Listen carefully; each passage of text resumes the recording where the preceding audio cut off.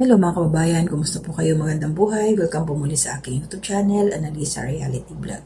So bago ang lahat, maraming salamat po sa mga new subscribers, mga silent viewers, mga nagla-like, nagko-comment at nag-share. Maraming salamat po sa suporta niyo sa akin. At shoutout na rin po muna kila Pinuno Ka-Business, Ka-Business Official, Ka-Business Family Channel nila at si Papa Dins TV. Please support po natin.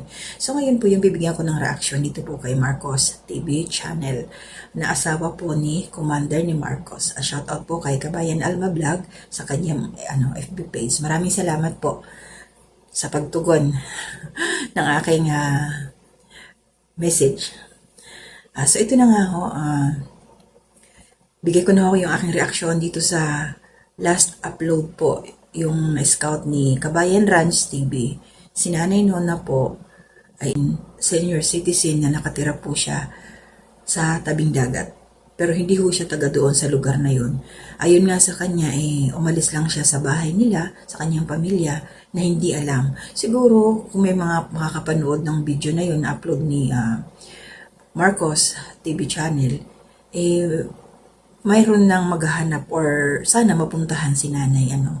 Pero parang gusto ni nanay na mag-isa lang siya. Ganon siguro talaga pag nagkakaedad na, gusto niya tahimik.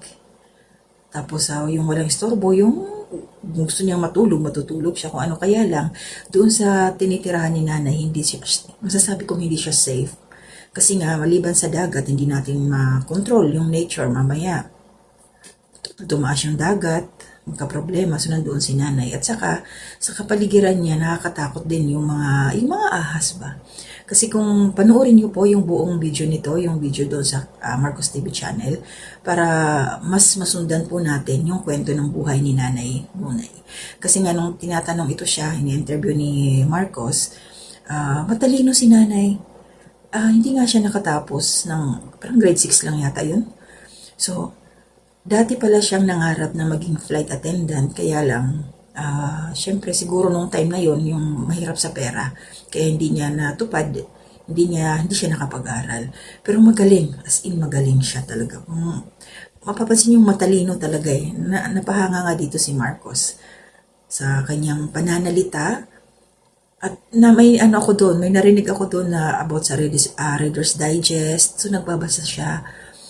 Yung mga panorama. Familiar ako dyan kasi yung nanay ko noon, subscriber siya ng Reader's Digest. Marami dun sa bahay noon, nagbabasa din ako. Doon, pati yung mga panorama na yan, kaya naalala ko, sabi ko, parang kapanahunan ito ng nanay ko. Ayun nga, halos magkaedad sila kasi nasa 70 plus na. Yung nanay ko kasi 76 ngayon. So ayun si nanay noon, I think nasa 72 or something like that. Basta hindi sila nagkakalayo. Kaya yung binabanggit niyang na Reader's Digest, parang nagbabalik ako doon sa nakaraan, yung kabataan ko na elementary days ko yun, nababasa ko yun. Mga doon ako, basta ang sarap basahin yung mga ganong books noon. Hindi ko lang alam kung meron pang mga nakapagtabi. Yung sa amin kasi, sa panahon, nasira na, tapos yung madalas kami binabagyo doon, kaya sayang din, walang na-preserve. Hindi ko alam kung meron pang mga Reader's Digest sa panahon ngayon. Diba? So ayun, supportahan natin ang kanyang video para matulungan si nanay na magawaan kahit maliit na kubo. Kasi nga sabi ni nanay, pag halimbawa masama yung panahon, lumilipat siya doon, may kalapit daw na resort, so doon siya pumupunta para i-safety yung kanyang sarili. Ayun nga, habang kinakausap siya, iniisip ko rin, sana mayroong mag-donate na. Alam mo, uso naman yan yung bahay kubo, di ba? Yung ready-made. Kaya lang, kailangan magpaalam dun sa may-ari ng lupa na pinagtayuan ni nanay ng bahay, kung kanino man yun, kung papayag na maglagay doon ng bahay kubo na pwedeng isa nila naman mag-isa, yung matutulugan niya, yung matutuluyan niya. Pero depende yon kung ano yung diskarte nila, Marcos TV channel.